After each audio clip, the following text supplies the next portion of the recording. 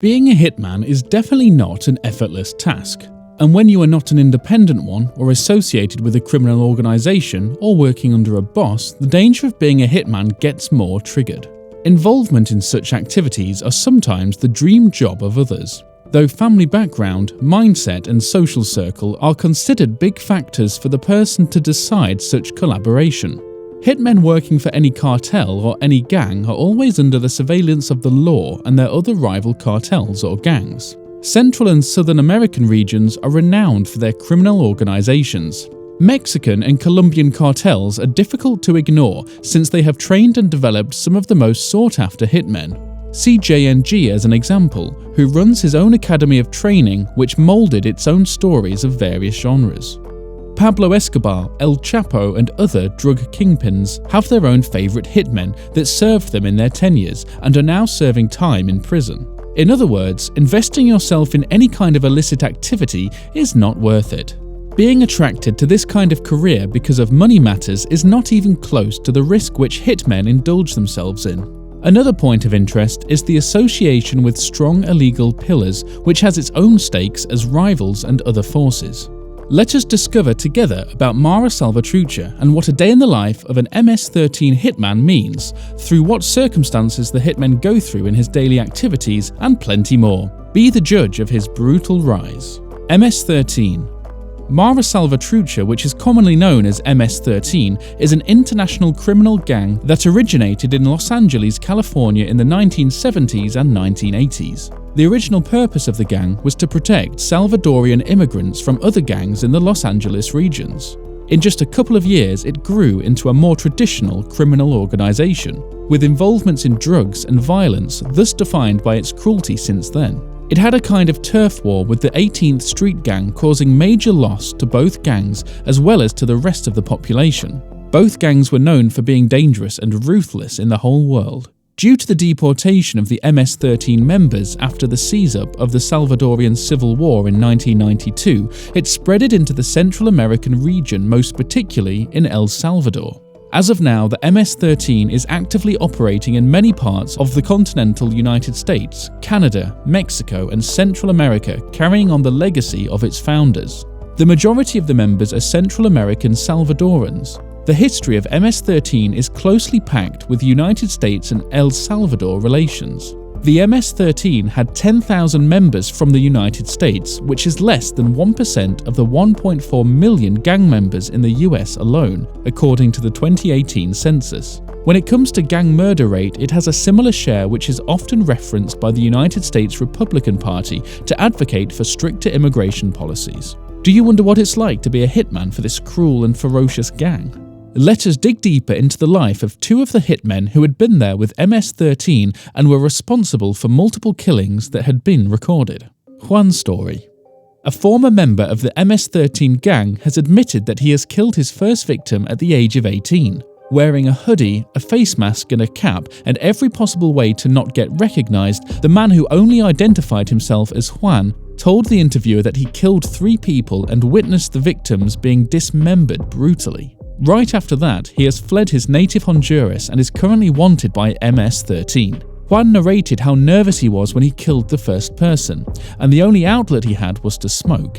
He has no other choice and he has to do what was expected of him as a hitman. The cartel had been in the headlines all over media platform, whether electronic or printed, for its extreme violent activities, including murder, rapes, even recordings of acts of torture and posting them online, infanticide and femicide, which is very common in El Salvador, being rated as the 3rd highest femicide cases in the world in 2016. 1 for every 5,000 Salvadoran women were killed. Legal impunity is a factor contributing to these high numbers, with only 5% convictions. Violent retributions will be expected to both enemy gangs as well as their families, friends and neighbours. The entire family could be wiped out in a single attack regardless of age, buses full of passengers could be burned in broad daylight, and many other acts of terror targeting politicians, government officers, community organisations and events. Attacks like these led to the Supreme Court of El Salvador to authorise the classification of gangs as terrorists. Juan also described the violent barbaric scene of body dismemberment, like cutting a person into pieces and putting them in a box. As Juan witnessed, MS-13 cut a body into 13 pieces because it's their symbol. For watching over the neighborhood, Juan said he was paid just 1,500 pesos or £50 a week, which seems unattractive in this high-risk environment. However, if you carried out a hit for the gang, you got privileges such as money, clothes, women, or new weapons. Donald Trump, along with his administration, brought terrorism charges to MS-13 back in 2020. Looking at the back end of the story, MS-13 was a return to the favors the United States has given to El Salvador along with the interest. Immigration enforcement and asylum processing have been the subject of controversy and fiery political debate in the modern US. Immigrants crossing America's southern border are demonized in the negative narrative of the administration. The immigrants are allegedly lawless criminals just like MS-13. The Trump administration conveniently overlooks the decades of US military intervention which played a role in the rise of transnational violence and the origins of MS-13 itself. During the 1979 to 1992 Civil War, leftist guerrillas fought against the wealthy elite and the military-led regime, exploding the social fabric of El Salvador. During El Salvador's dirty and brutal war, the US provided billions of dollars in military aid to the right-wing dictatorship. The army forces were responsible for endless atrocities where 75,000 people died and more than 1 million people were displaced.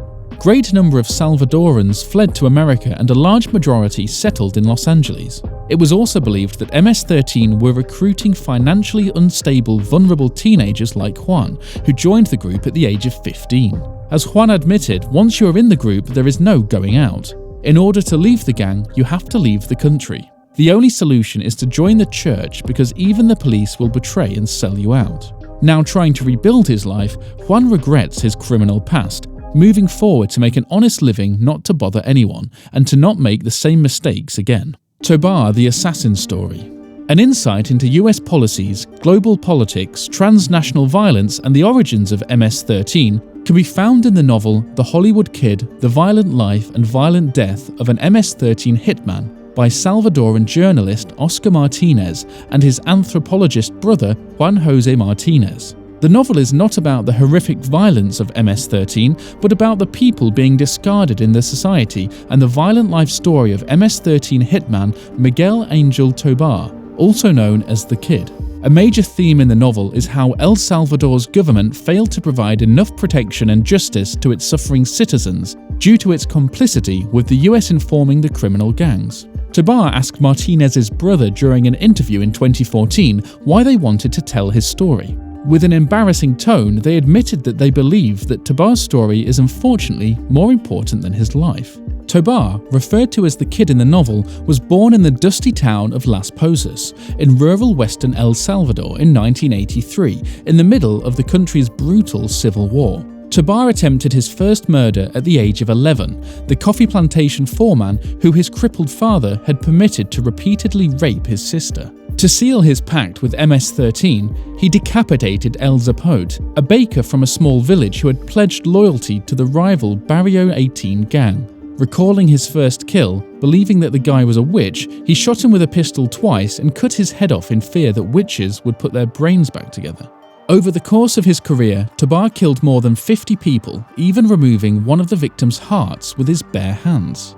For him, life is cheap, and even more so if you belong to a uniquely evil human and in need of extermination. As Tobar stated, "We were born of the war, we lived through the war, and it was the people of the war that made these gangs ultimate." As for joining MS-13, he said that no other choice was given to him during that time. Maybe because of his tough personality and the tough times he had been through, when asked if he sometimes tells his wife, Lorena, and his young daughter, Marbella, that he loves them, he simply replied, "No, it was not really my vocabulary. The thing is that they know I am strong for them, and if anyone touches them, the beast will come out." On November 21st, 2014, death came for Tobar. As the author wrote, Hollywood Kid was one of those rare individuals who does reflect, who bravely asks himself why. With El Salvador rife with violent lives and violent deaths, it's about time we ask why. Moreover, what could bring global prosperity and social inequality to its knees to destroy the drive that compels people to pursue careers like these? What do you think of our video today? Let us know your thoughts.